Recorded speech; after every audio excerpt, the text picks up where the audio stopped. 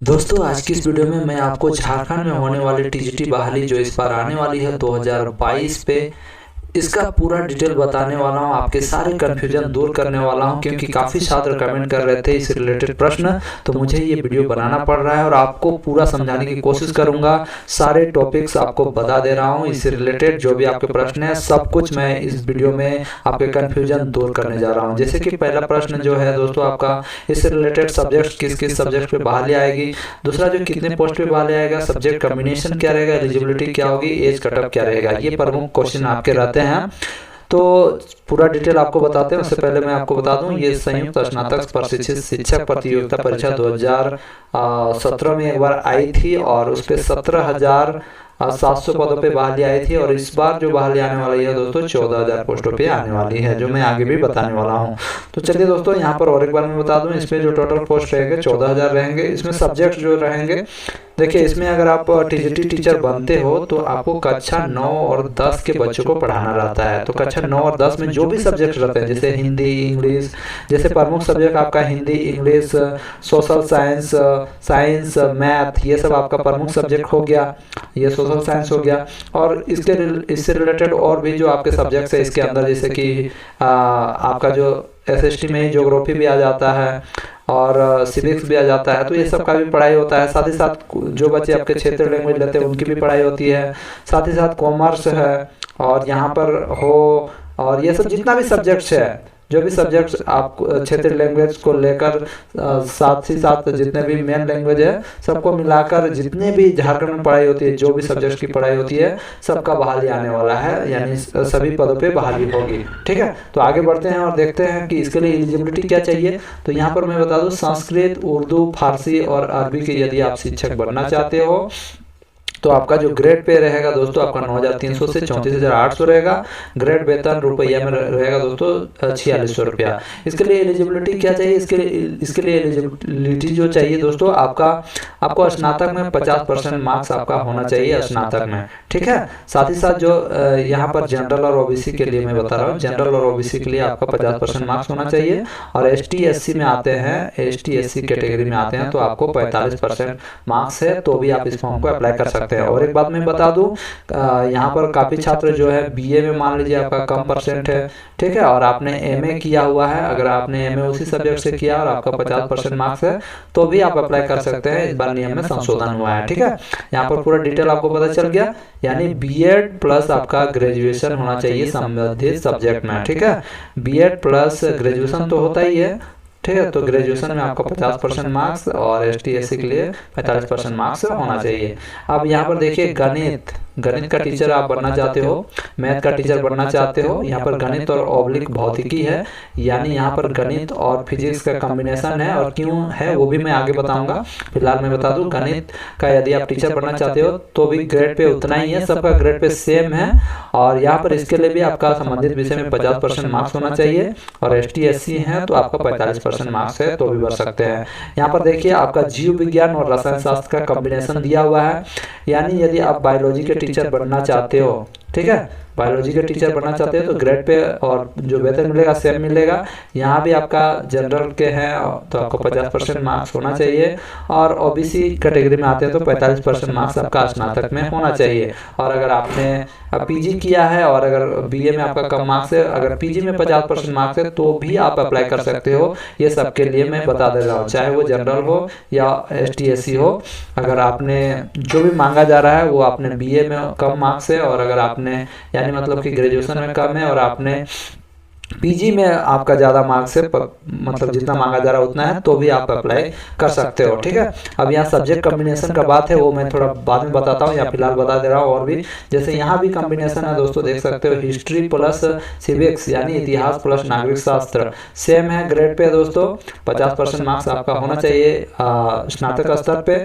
और ST SC है तो आपका 45% मार्क्स होना चाहिए। ठीक है, संगीत के टीचर जो बनना चाहते हैं सेम ग्रेड पे रहेगा और वही है जो आपका 50% मार्क्स होना चाहिए स्नातक में। और यहाँ पर आप देख सकते हो 45% मार्क्स एसटी एससी है तो 45% मार्क्स होना चाहिए। ठीक है, और आगे देखिए यहाँ पर आप एक चीज देख सकते हो, स्नातक में यहाँ पर क्या लिखा है, राज्य सरकार द्वारा, केंद्र सरकार द्वारा मान्यता प्राप्त विश्वविद्यालय अथवा बोर्ड से मैट्रिक परीक्षा उत्तीर्ण तथा राज्य सरकार अथवा केंद्र सरकार द्वारा मान्यता प्राप्त विश्वविद्यालय से संगीत में स्नातक एवं समकक्ष डिग्री लिखी हुई है। यहाँ भी आपको 50% मार्क्स होना जरूरी है, ठीक है। और यहाँ पर देखिए, और ST/SC है तो 45 रखिए, ठीक है। शारीरिक प्रशिक्षण के जो टीचर बनना चाहते हैं यानी BPEd, ठीक है, BPEd यानी bachelor in physical education, same है आपका ग्रेड पे, उतना ही वेतन भी मिलेगा। यहाँ भी आपका स्नातक में, आपका ग्रेजुएशन में आपका 50% मार्क्स होना चाहिए। और अगर आप जनरल और OBC में आते हैं तो, और ST/SC में आते हैं तो आपको 45% मार्क्स होना चाहिए, ठीक है। मामला क्लियर। आगे बढ़ते हैं। यहाँ पर और एक चीज़ है दोस्तों, यहाँ पर ये जो क्षेत्रीय लैंग्वेजों की जो पढ़ाई होती है, जैसे कि और भी मतलब क्षेत्रीय लैंग्वेजों के साथ और भी यहाँ जुड़ा हुआ है, जैसे कि हिंदी, अंग्रेजी, उड़िया, बांग्ला, भूगोल, अर्थशास्त्र, गृह विज्ञान, वाणिज्य, नागपुरिया, पचपरगनिया, कुड़माली, मुंडारी, कुड़ुक, खड़िया, हो, कृषि, संथाली, खोटा एवं सामाजिक विज्ञान, इतने पदों पर बहाली होगी, इन सब्जेक्ट्स पे बहाली होगी। तो इसमें भी आपका ग्रेड पे 9,300 से 14,800 है। ग्रेड पे वेतन जो है आपका 4600 रुपया है। इसमें भी संबंधित विषय में आपका 50% मार्क्स होना चाहिए ग्रेजुएशन में, जनरल और OBC के लिए, ठीक है, जनरल OBC के लिए। और अगर आप ST/SC हैं, ST/SC तो आपका 45% मार्क्स होना चाहिए, 45% मार्क्स आपका होना चाहिए। यानी बीएड आपका अनिवार्य है, बीएड आपका पास होना अनिवार्य है। साथ ही साथ आपका स्नातक यानी ग्रेजुएशन में आपका जो ये परसेंटेज मांगा जा रहा है 50% जनरल और OBC के लिए, और ST/SC के लिए 45% ये होना चाहिए। समझ में आ गया आपको पूरा बात।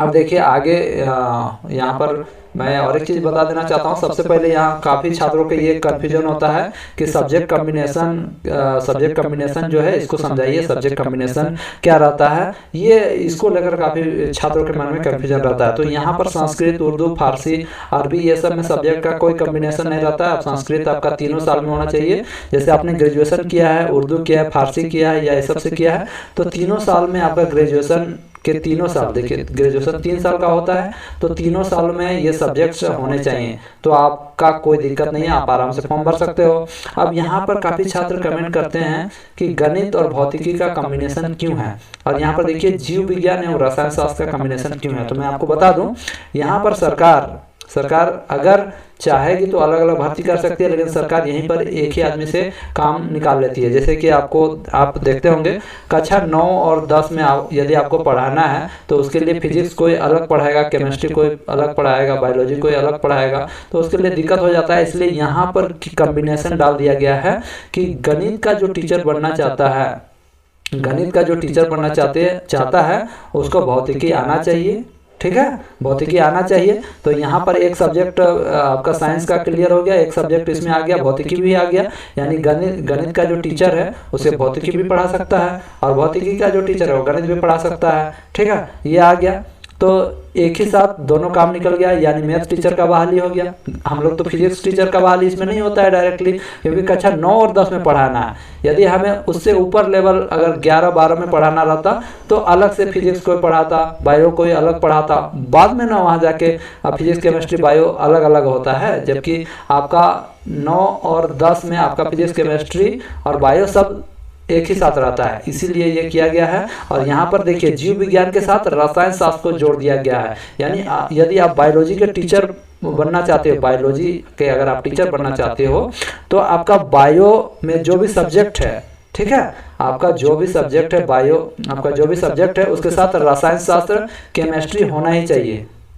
आपका केमिस्ट्री है तभी आप इसके लिए एप्लीकेबल माने जाओगे, और नहीं है तो आप एप्लीकेबल नहीं मानोगे। उसी प्रकार गणित लेके आपने ऑनर्स किया है, गणित से ऑनर्स किया है, ठीक है, मैथ से ऑनर्स किया है, तो आपका जो है आपका सब्जेक्ट साथ में सब्सिडरी में भौतिकी होना ही चाहिए, ठीक है, भौतिकी होना चाहिए। गणित और भौतिकी आपका होना ही चाहिए, तभी आप गणित के टीचर बन सकते हो। अगर जीव विज्ञान का टीचर बनना है तो आपका जीव विज्ञान प्लस रसायन शास्त्र भी होना ही चाहिए। ये यहाँ पर बताया गया है। आपको ये चीज समझ में आ गया? इसी में कंफ्यूजन रहता है छात्रों को, गणित, भौतिकी, जीव विज्ञान और रसायन शास्त्र में क्या दिक्कत है ये मैंने आपको बता दिया। आगे देखिए, इतिहास में भी काफी छात्रों को इतिहास, यानी देखिए इतिहास करने का मतलब है जब आप कक्षा 9 और 10 में जब आप पढ़ाने जाते हो तो यहाँ थोड़ी ना इतिहास का अलग पढ़ाई होता है, नागरिक शास्त्र का अलग पढ़ाई होता है। यहाँ आपको टोटल एक बुक मिलता है एसएसटी पढ़ाना रहता है, सोशल स्टडी, इसी के अंतर्गत आपका इतिहास भी आ जाता है, नागरिक शास्त्र भी आ जाता है।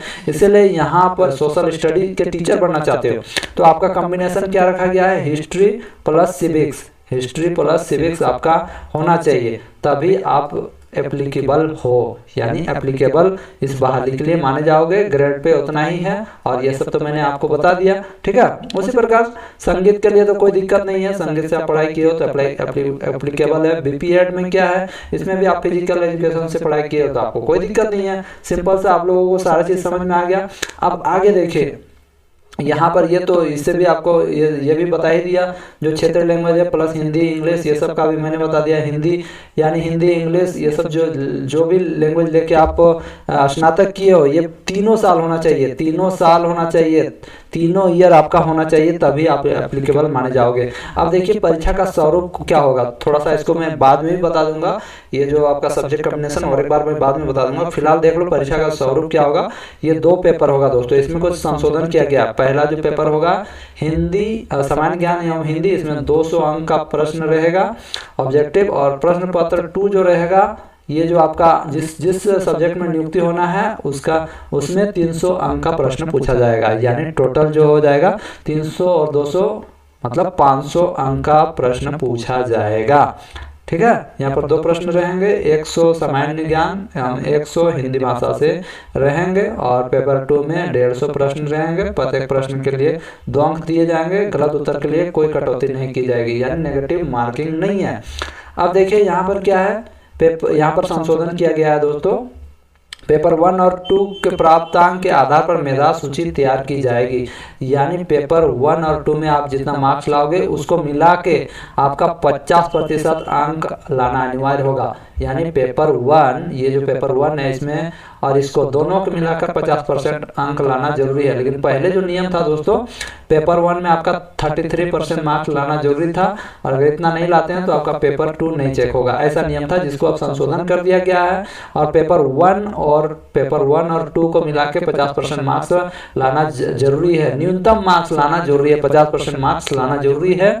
और अगर आप ST SC हैं तो देखिए यहाँ पर ST SC कैटेगरी में आते हैं तो आपका 45% मार्क्स लाना जरूरी है, ये नया नियम बना है, ठीक है। आपको सारा कुछ समझ में आ गया। अब आगे बढ़ते हैं दोस्तों, यहाँ पर देखते हैं जीव विज्ञान एवं रसायन शास्त्र विषय के शिक्षक के लिए पेपर 2 में 50 प्रश्न वनस्पति शास्त्र से, और जंतु शास्त्र से 50 प्रश्न, वनस्पति शास्त्र से 50 प्रश्न, जंतु शास्त्र तथा 50 प्रश्न रसायन शास्त्र विषय से होंगे, रसायन शास्त्र से 50 प्रश्न रहेंगे, ठीक है। उसी प्रकार यहाँ पर देखिए इतिहास और नागरिक शास्त्र विषय के शिक्षक के लिए, इतिहास और नागरिक शास्त्र के विषय के शिक्षक के लिए पत्र 2 में 75 प्रश्न इतिहास विषय से तथा 75 प्रश्न राजनीति शास्त्र से होंगे। यहाँ पर देखिए पेपर 1 जो है आपका भाषा ज्ञान है, इसमें हिंदी से आधारित आपका 50 प्रश्न रहेगा, अनुच्छेद आधारित और व्याकरण आधारित 50, टोटल मिला के हो गया आपका 100 प्रश्न यानी 100 नंबर, एक प्रश्न का 1 मार्क मिलेगा। सामान्य ज्ञान आधारित 100 प्रश्न यानी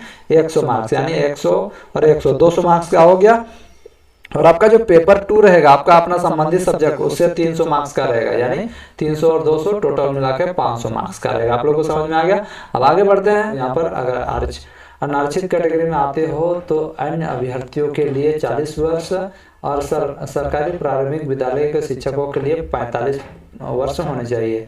महिला जो भी कैटेगरी में आती है, अनारक्षित, अत्यंत पिछड़ा वर्ग 1 एवं अत्यंत पिछड़ा वर्ग 2 में जो भी आती है, अन्य अभ्यर्थियों के लिए 43 वर्ष और सरकारी प्रारंभिक विद्यालयों के शिक्षकों के लिए 48 वर्ष, जो पहले से पढ़ा रहे हैं उनके लिए, है ना। और अत्यंत पिछड़ा वर्ग 1 और 2 में जो अत्यंत पिछड़ा वर्ग 1 और 2 में है उनके लिए 42 वर्ष मांगा जा रहा है, ठीक है। और प्रारंभिक विद्यालयों के शिक्षकों के लिए जो पहले से पढ़ा रहे हैं उनके लिए ये 47% रखा गया है। अनुसूचित जाति या अनुसूचित जनजाति के लोगों के लिए, पुरुष महिला के लिए यहाँ 45% रखा गया है अधिकतम उम्र की सीमा, और जो यहाँ पर पहले से पढ़ा रहे हैं उनके लिए 50 वर्ष रखा गया है। ठीक है, सभी वर्ग के प्रारंभिक विद्यालय को शिक्षक सहित निःशक्त अभ्यर्थियों जिनकी निःशक्तता का 40% अथवा इससे अधिक हो को आयु सीमा में 5 वर्ष की अतिरिक्त छूट दी जाएगी। निःशक्तता संबंधी प्रमाण पत्र परिषद से निर्गत होना चाहिए। ठीक है, ये कुछ लिखा गया है। अब यहाँ पर काफ़ी छात्र ये जानना चाहते हैं सब्जेक्ट कॉम्बिनेशन के बारे, तो देखिए इससे रिलेटेड एक न्यूज आई थी। हाई स्कूल में अब सब्सिडरी विषय के आधार पर नहीं बन सकेंगे शिक्षक, यानी जिस सब्जेक्ट में आपका बहाली होना है, चाहे वो मैथ हो, ठीक है, मैथ हो, सोशल साइंस हो, मैथ हो, सोशल साइंस हो, इंग्लिश हो, ठीक है, इंग्लिश हो गया, और जितने भी सब्जेक्ट हैं, क्षेत्रीय लैंग्वेजेज हैं, हिंदी है, तो सब आपका तीनों साल ग्रेजुएशन किया हुआ होना चाहिए। यहाँ पर आप देख सकते हो तीनों साल में आपका ग्रेजुएशन होना आपका अनिवार्य है, तभी आप इस फॉर्म के लिए एलिजिबल माने जाओगे। आप लोगों को समझ में आया मैं क्या कह रहा हूँ? मैं ये कह रहा हूँ कि आपको यदि इस फॉर्म को भरना है तो आपका तीनों साल आपका जो ग्रेजुएशन में जिस सब्जेक्ट की बहाली में आपको भाग लेना है, तीनों साल आपका ग्रेजुएशन होना चाहिए। तीनों वर्षों में उसकी पढ़ाई होनी चाहिए। तीनों वर्षों में उसकी पढ़ाई होनी चाहिए, तभी आप उसके लिए एलिजिबल हो।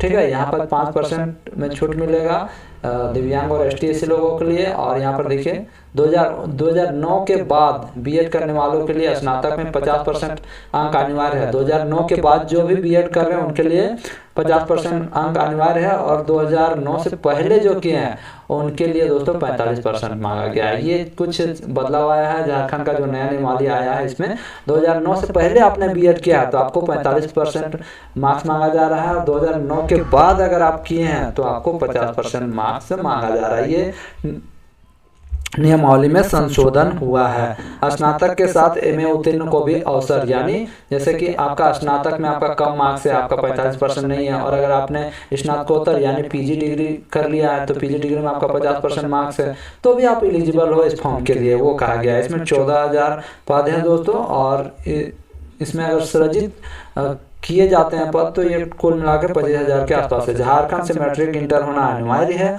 ये कुछ कहा गया है। ये सब आप लोग जानते हैं। इस फॉर्म को भरने के लिए आपको झारखंड से मैट्रिक इंटर भी करना अनिवार्य है। और एक चीज़ मैं बता दूं, यहाँ सब्जेक्ट कॉम्बिनेशन, जैसे अगर आप इंग्लिश के टीचर बनना चाहते हैं तो इंग्लिश आपका 3 साल में होना चाहिए। हिंदी के टीचर बनना चाहते हैं तो हिंदी आपका 3 साल में होना चाहिए। अगर सोशल स्टडीज के टीचर बनना चाहते हो तो यहाँ पर जो मैं दिखा रहा हूँ ये दोस्तों KVS का है, KVS का नियमावली है। तो KVS में दोस्तों आपका हिस्ट्री, यहाँ पर देखिए हिस्ट्री और ज्योग्राफी के साथ ये सब में से कोई 2 सब्जेक्ट रहना चाहिए। पॉलिटिकल साइंस, इकोनॉमिक्स, ज्योग्राफी या हिस्ट्री होना चाहिए, यानी हिस्ट्री आपका होना चाहिए, हिस्ट्री या ज्योग्राफी होना चाहिए, ये KVS के अनुसार। लेकिन झारखंड सरकार जो बहाली कर रही है 10th क्लास के लिए, तो इसमें ज्योग्राफी के जगह पे आपका सिविक्स है। ठीक है, ज्योग्राफी के साथ सिविक्स है, यानी हिस्ट्री सिविक्स के साथ ये 2 सब्जेक्ट्स होना चाहिए। ये आपका नियमावली, ये आपका झारखंड में बहाली के लिए नियमावली हो गया। ज़्यादा कन्फ्यूजन नहीं होता है सोशल स्टडीज में। और मैं बता दूं सभी राज्यों की अलग अलग नियम है, सब अपने अपने नियम से चलते हैं। तो झारखंड में ये नियम है, जैसे साइंस के टीचर आप बनना चाहते हैं तो बॉटनी, जूलॉजी, केमिस्ट्री होना चाहिए, ये KVS के अनुसार। ठीक है, अब झारखंड में है कि आपका यहाँ पर कोई भी सब्जेक्ट्स के साथ बॉटनी, जूलॉजी के साथ केमिस्ट्री भी होना चाहिए। ये भी यहाँ भी यही नियम है, बॉटनी, जूलॉजी के साथ केमिस्ट्री होना अनिवार्य है, तभी आप यहाँ पर बायोलॉजी के टीचर बन सकते हो, साइंस के टीचर बन सकते हो। ठीक है, अब यहाँ पर देखिए TGT संस्कृत के लिए आप संस्कृत ऑल सब्जेक्ट संस्कृत के टीचर बनना चाहते हैं तो आपका 3 साल में संस्कृत होना चाहिए। और मैथ के लिए आप देख सकते हो, मैथ के लिए क्या कहा गया है, bachelor degree in maths with any 2 of following subject. जैसे कि आप मैथ लेते हो तो मैथ के साथ आपका physics, chemistry, electronics, computer science, ये सब में कोई एक सब्जेक्ट होना चाहिए। तो यहाँ झारखंड में मैथ प्लस फिजिक्स रखा गया है, मैथ और फिजिक्स का कॉम्बिनेशन है। और सोशल स्टडीज प्लस सिविक्स का, यानी सिविक्स का कॉम्बिनेशन है, यानी नागरिक शास्त्र का यहाँ कॉम्बिनेशन है। इसके अलावा यदि आपने तीनों सालों में जिस सब्जेक्ट में बहाली होनी है, अगर तीनों सालों में आपका सब्जेक्ट नहीं है तो आप इस फॉर्म के लिए एलिजिबल नहीं हो। और एक बार मैं दिखा देता हूँ, आप लोग देख सकते हो यहाँ पर देखिए हिस्ट्री, आप ध्यान रखिएगा हिस्ट्री प्लस सिविक्स, नागरिक शास्त्र मतलब सिविक्स होता है, ठीक है। तो सिविक्स का यहाँ कॉम्बिनेशन है, यानी ये दोनों कॉम्बिनेशन होना चाहिए। इसके साथ आपको 2 सब्जेक्ट कोई भी है, ज्योग्राफी, पॉलिटिकल साइंस या कुछ भी है, तो आप इस फॉर्म के लिए एलिजिबल हैं, ठीक है। इस फॉर्म को भर सकते हैं। संगीत के लिए कोई दिक्कत नहीं है। और यहाँ पर शारीरिक प्रशिक्षण बीपी एड जो होता है, इसके लिए भी कोई आपको दिक्कत नहीं है। आगे देखिए, आगे आप देख सकते हो उर्दू, फारसी ये सब के लिए कोई दिक्कत नहीं है। हिंदी, इंग्लिश के लिए कोई दिक्कत नहीं है। सब कुछ मैंने बता दिया, आपका सारा कन्फ्यूजन दूर हो गया।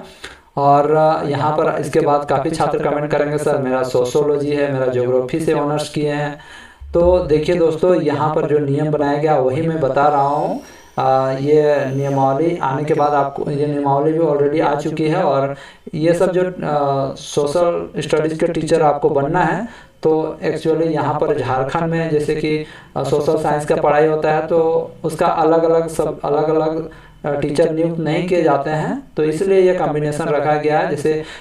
जैसे कि आपको साइंस में भी टीचर नियुक्त करना है, तो साइंस फिजिक्स के लिए अलग, केमिस्ट्री के लिए अलग, बायो के लिए अलग, ऐसा नहीं होता है। सबके लिए अलग अलग नियुक्त नहीं किया जाता है। जब नियुक्ति होती है तो एक ही बार होती है। जैसे कि यहाँ पर टीजीटी साइंस देखिए, बॉटनी, जूलॉजी के साथ केमिस्ट्री होना चाहिए। ये सब चीज़ झारखंड में भी लागू हो रही है और यही नियम कानून है दोस्तों।